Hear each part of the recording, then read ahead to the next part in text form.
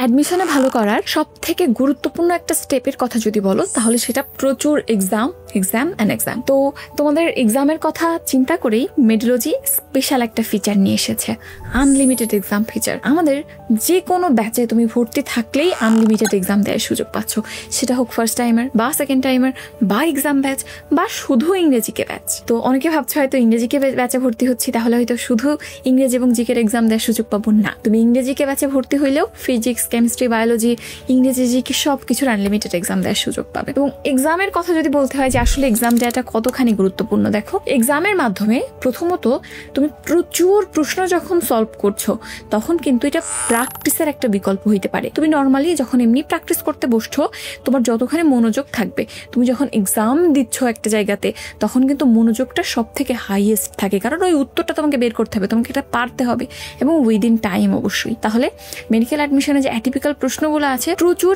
প্র্যাকটিসের মাধ্যমে সেগুলোও কিন্তু কভার করা সম্ভব। দ্বিতীয়ত এক্সামের মাধ্যমেই আসলে জানা সম্ভব তোমার অবস্থান কোথায় বা তোমার পড়াশোনার এখন কি অবস্থা, কতটুকু ইমপ্রুভ করতে হবে নাকি তুমি সঠিক পথে আছো, এটা এক্সাম ছাড়া আর কোনো উপায়ে তুমি জানতে পারবা না। তৃতীয়ত তুমি যত বেশি এক্সাম দিবা পরীক্ষার হলের জন্য তুমি তত প্রিপেয়ার্ড হবা। অনেক পড়তেছো, অনেক কিছু করছো, কিন্তু তুমি যদি প্র্যাকটিক্যালি এক্সাম না দাও তাহলে পরীক্ষার হলের যে সিনারিও বা টাইমের মধ্যে কোশ্চেন প্র্যাকটিস এটা কিন্তু কখনো সম্ভব না।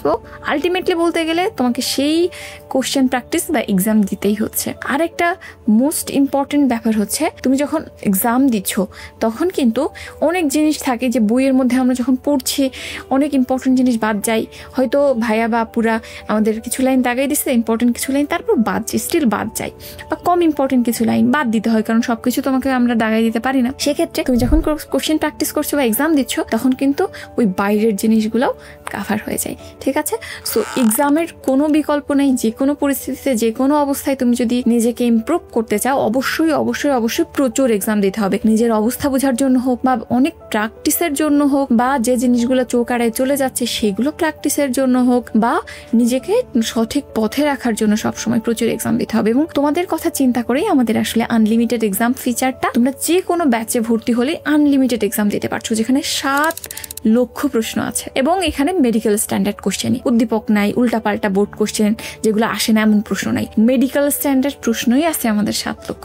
সো বুঝতে পারছো যে এটা তোমার জন্য কতখানি হেল্পফুল হতে পারে। এবং সেকেন্ড টাইম আমাদের জন্য আসলে প্র্যাকটিস কতখানি গুরুত্বপূর্ণ সেটা তাদের বলে দিতে হয় না, তারা অনেক ম্যাচিউর, তারা ভালো বোঝে। তো তাহলে যদি আনলিমিটেড এক্সাম দিতে চাও আমাদের যে কোনো ব্যাচে ভর্তি হয়ে যাইতে পারো।